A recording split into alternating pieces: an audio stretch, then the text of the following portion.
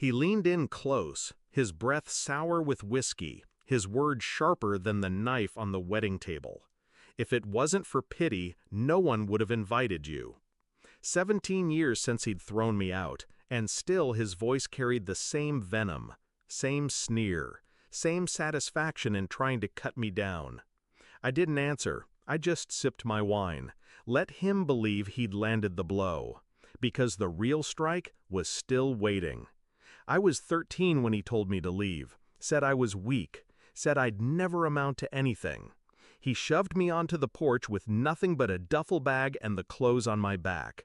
My mother stood in the doorway, silent, like a shadow that refused to move.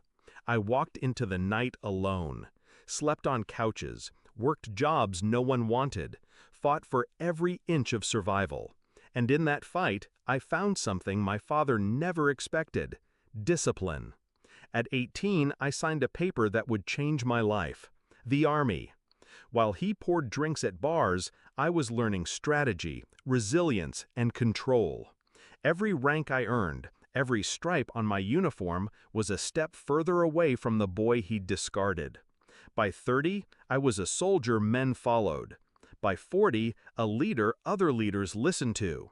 And by 45, I had a title carved in stone: Major General. He never knew, not until tonight. When I walked into the reception hall, heads turned. Old classmates, neighbors, even my brother's friends, they saw a man they didn't recognize. Tailored uniform under the dress blues, posture straight, calm, commanding. But my father saw only the boy he'd broken.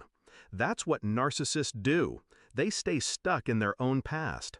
So when he spat those words, I didn't flinch.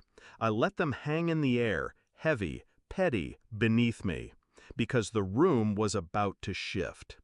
The bride, my brother's wife now, rose with the microphone. She tapped the glass, her voice bright and warm. "I'd like to make a toast," she said. "Not to the groom, not to me, but to someone in this room whose story deserves to be honored." The crowd murmured. Glasses stilled. My father's smirk grew. He thought she meant him. Then she turned. Her eyes found mine. "To Major General Davis," she said, lifting her glass, "a man who served, who fought, who rose when life tried to keep him down. A man I am proud to welcome into this family." The room erupted. Applause thundered against the chandeliers. Glasses clinked. People stood. I raised my glass, steady, calm. My father didn't move. The look on his face, priceless. His smirk collapsed, his jaw slack, his skin pale. The title echoed in his ears: Major General. The boy he'd thrown into the street now outranked him in every sense of the word. He whispered, almost choking, "General?" I met his eyes. Cold, controlled. 17 years, Dad. Maybe you should have paid attention. He blinked fast, searching for words, but none came.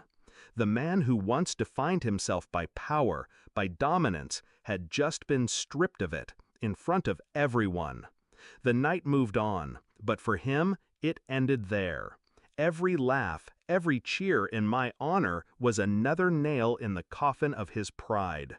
I didn't gloat, didn't rub it in. That's not how real power works.